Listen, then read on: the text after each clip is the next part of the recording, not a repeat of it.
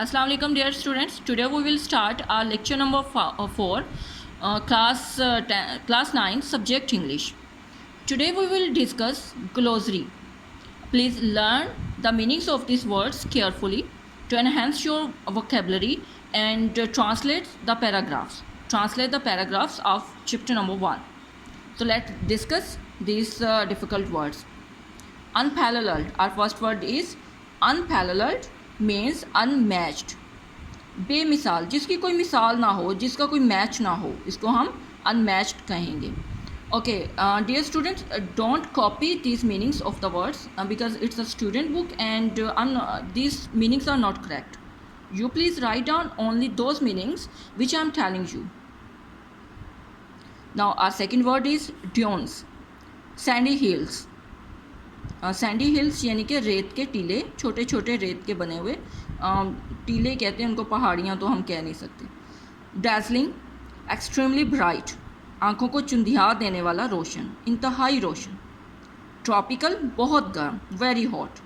Eloquence, फसाहत, fluent, mean to say बहुत ही explain करके यानी किसी चीज़ को डिटेल में बताना, उसको एलोक्वेंस या फ्लुएंट कहते हैं.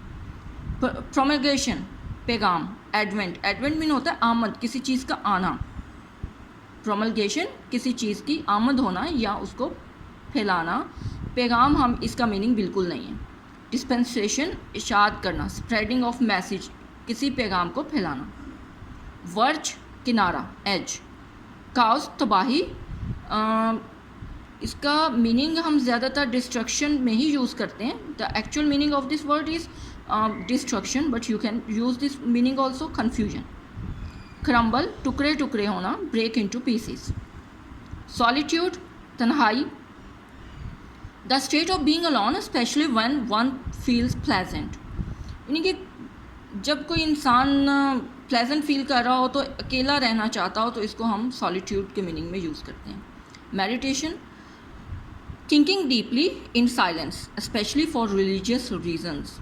जी, मेडिटेशन का मीनिंग थोड़ा डिफरेंट है सॉलिट्यूड से, यानी कि एक अपने मजहबी रीज़न्स की वजह से, यानी अपने दीन के बारे में या अल्लाह ताला के लिए गौर व फिक्र करने के लिए जो बिल्कुल तन्हाई में रहकर नमाज वगैरह या जो इबादत करते हैं, उसको मेडिटेशन कहेंगे.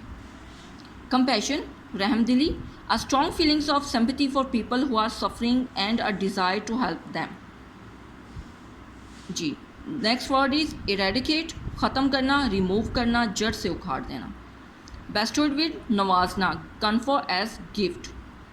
प्रोक्लेम, ऐलान करना, डिक्लेयर करना. प्रोक्लेम, इसका प्रोक्लेम ऐलान करना या डिक्लेयर करना.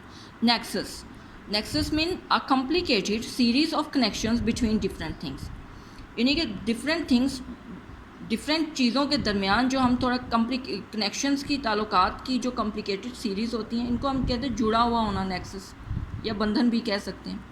पैगन, काफिर, डिसबिलीवर, ना मानने वाला.